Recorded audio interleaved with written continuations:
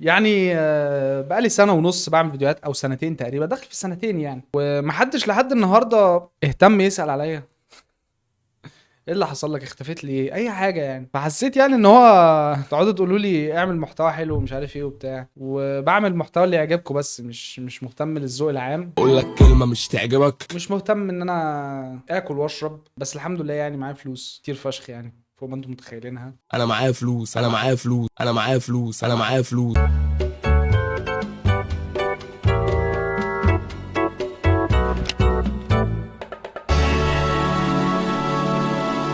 المهم لو انت بتتفرج على التلفزيون، فاعتقد ان في حاجات كتير فشخ فايتاك، منها التليفونات اللمس، وفاتك برضو المواقع اللي ممكن تدخل تتفرج على الافلام والمسلسلات عليها، المواقع اللي بتدفع فيها اشتراك شهري. تلبسونيش مصيبه. مش هقول اسامي طبعا، مش هقول اسامي عشان ما حدش فيهم عمل لي اعلان يعني، بس مش مشكله يعني. لو انت بتتفرج على التلفزيون لحد النهارده، دي حاجه غبيه فشخ وبتضحك بصراحه. بس انا جاي النهارده اتكلم عن البرامج اللي انت بتتفرج عليها. ضيفي جات له لحظة تعمق في النفس البشرية، ما تفهم، لقط حاجة وبنى عليها تاريخ من سنين متعددة.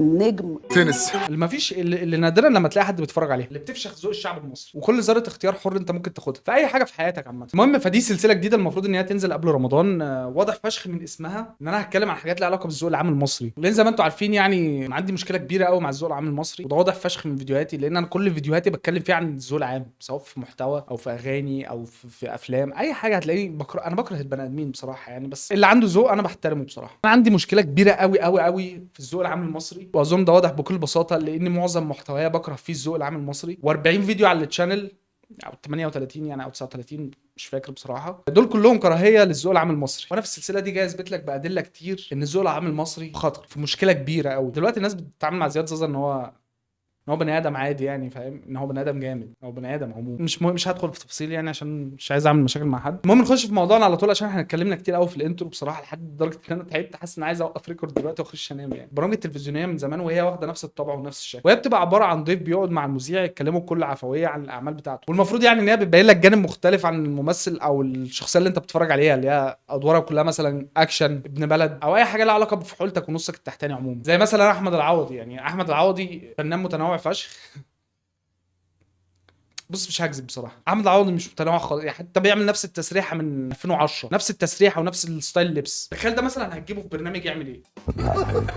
لو وراك نصه التحتاني مثلا. الراجل طول عمره بيعمل ان هو ابن بلد وشعبي وبتاع، ما فيش حاجه، ودي حياته، دي حياته، هو جاي مننا، من وسطنا، من وسط الشعب، من وسط الناس ولاد البلد. بص مش هكذب يعني، بص حتى انترو الضيف يعني تحسها مصطنعه فشخ وعفويه. أنا معايا عوضي. ايه الست قديمة القلاجة دي؟ عوضي. يعني اي حاجه بتبقى ميكس ما بين اللغه العربيه والمصريه بتبقى تقيله فشخ على الودان، لان في معلومه انا فهمتها مؤخرا ان احنا اصلا مش عرب. شفت بدسلك السم ازاي في العسل.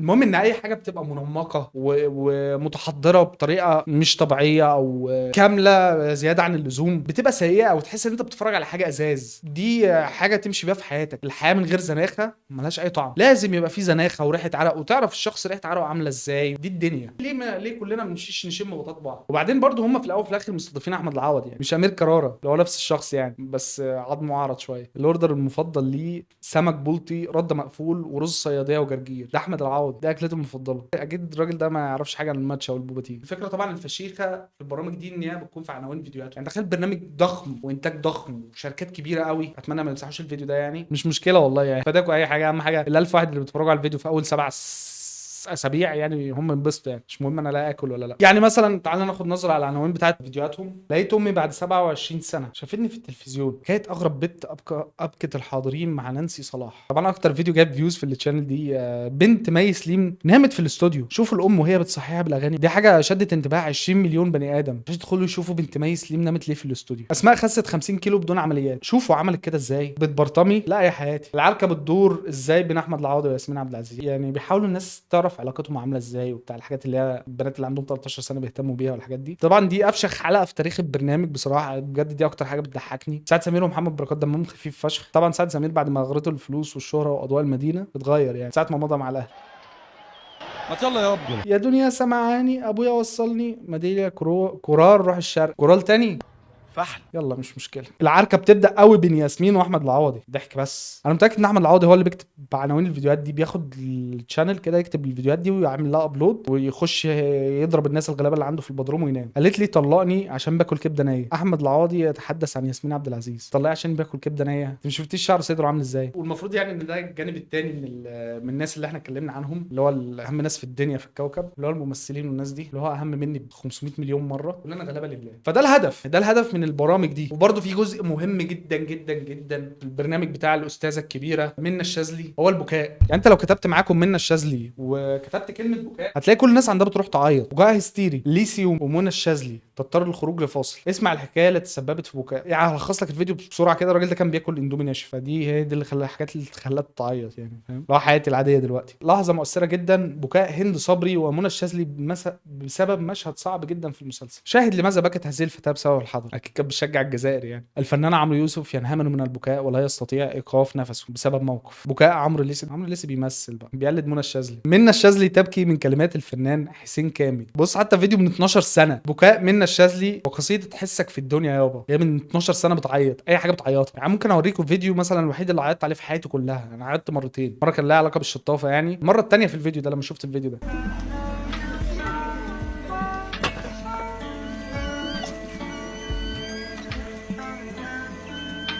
طبعا هم بيفرصوا البكاء الكتير دوت او الدموع الزياده عن اللزوم، لان معروف يعني عن الممثلين ان هم ما عندهمش مشاعر، وبيربوا في البدروم عندهم اثيوبيين وبتاع، وبيرموا لهم اكل تقريبا يعني على ما اعتقد، بس بيضربوهم كل يوم، فده اللي معروف عنهم. فلازم يطلعهم لك بالصوره بقى الكويسه، اللي هو ناس عادي عندها مشاعر، ناس بتبكي. يا ابني دول بني ادمين اصلا يعني، فاهم؟ او بمعنى صح، انت المفروض لما هتشوف ممثل بيعيط هتحس بنسبه كبيره تعدي ال 1% ان هم بني ادمين وعندهم مشاعر. بس للاسف يعني الحاجات اللي بيعيطوا عليها بتبقى غريبه فشخ. يعني هنا هند صبري كانت بتعيط عشان مشهد عملته واتاثرت بيه وبتاع. انا شايف ان بجد دي حاجه كويسه يعني وتحترم، لان هي زي فيديوهاتي كده على اليوتيوب لما بقعد اعيط يعني. لما بشوف فيديوهات على اليوتيوب بعيط، بنهمر بالبكاء. طبعا زي ما احنا عارفين يعني ان الفن رساله والكلام الجميل ده كله، بس انا لحد النهارده عاوز افهم الرساله ورا افلام تامر حسن. ايه الرساله اللي هو بيقدمها؟ رساله واتساب. عامل ايه؟ ادينا مراتك خدها معاك بقى. يلا الفيلم اللي جاي.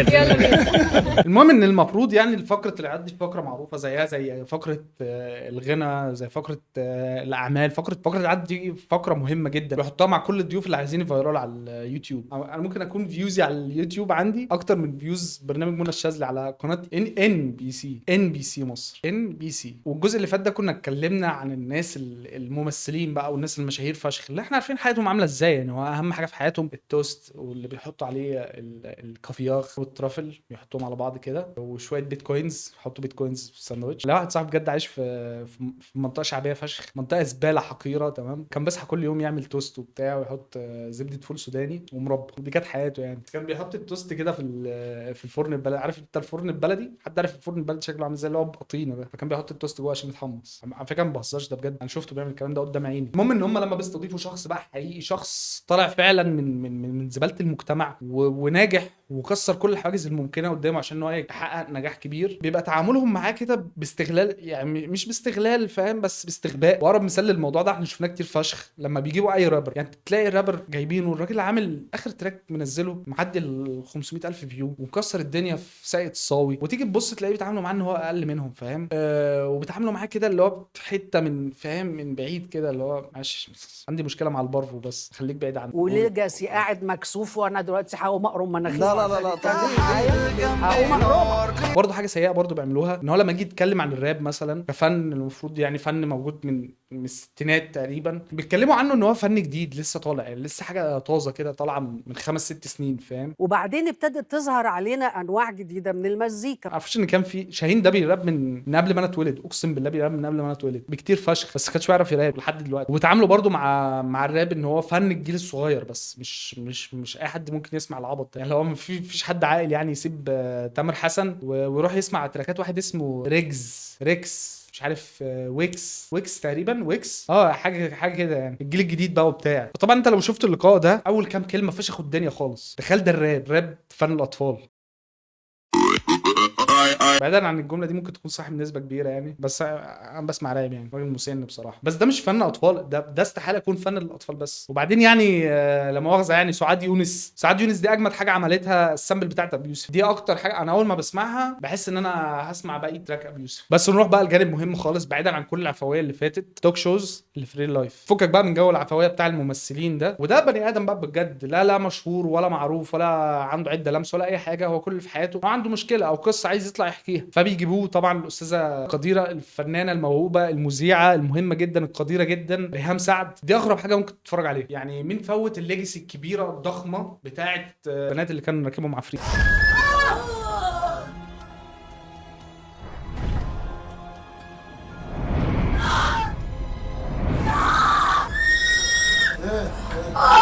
مين فوتها في طفولته؟ ما بخافش والله، ما بخافش. مين فوتها في طفولته؟ فهمت راسلني قد ايه يعني دلوقتي. انا بصراحه يعني اتعودت ان انا استخدم نص التحتاني وانا نايم بسبب الفيديوهات دي. انا كنت بشوف الموضوع ده بحس ان هو حقيقي فشخ يعني، بس لما كبرت الحمد لله نسيت الموضوع ده كله، ما بقتش خايف زي زمان، بقيت اتعامل مع الموضوع ان هو عادي دلوقتي. بس احنا ممكن نجرب دلوقتي ونشوف الحلقات دي شكلها عامل ازاي دلوقتي. هتخاف؟ عارفه والله ما بخاف. هتخاف؟ والله ما بخاف. هتخاف؟ والله ما بخاف. والله ما بخاف. طب انا اسف يا جدعان يعني، هضطر اغير هدومي وارجع لكم تاني.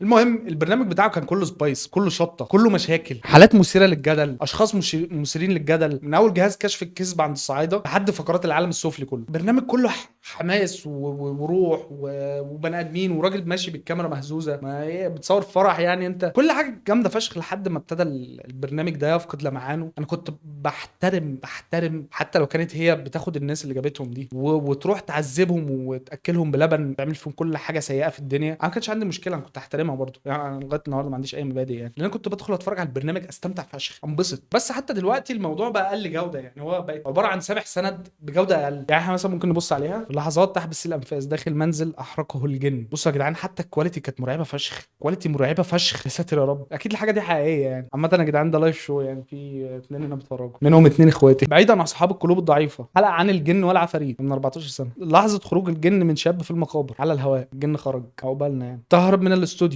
بسبب ساحر، لن تصدق ماذا فعل به. لا ده مش طبيعي. ريهام سعد تتحدث عن مضايقه الجن له، بيقولوا عليه بخاوي جن يتسبب في كارثه لاستاذه ريهام سعد، لن تصدق ما حدث له. يعني انت فهمت الفكره يعني، خلاص كفايه. بعيدا بقى عن الفتره يعني اللي هي كانت بتعمل محتوى مع الناس بتوع تيك توك، الناس المهمين جدا على تيك توك، الناس الجاية دي انا بعتبرها سقطه في البرنامج بتاعها، لان هي حد مهم فشخ في نظري، حد بيحضر الجن وبيعرف يصرفه عادي. وبس اتمنى يعني البرامج الجميله دي ترجع تاني، واتمنى ان يبقى في الشغف بتاع زمان ان احنا نتفرج عليها. ولو انا بتكلم ان هو استغلال، فهو استغلال ان هو بيغير رايك او منظورك اللي هو المفروض حقيقي اصلا عن البرامج دي. بس كده، لو الفيديو عجبك يا ريت تعمل لايك وسبسكرايب، لو ما عجبكش يا ريت تعمل ديسلايك وتعمل ان سبسكرايب. وبس كده اشوفكم الفيديو الجاي، اعمل فولو على الانستجرام. وبس كده اشوفكم الفيديو الجاي، سلام.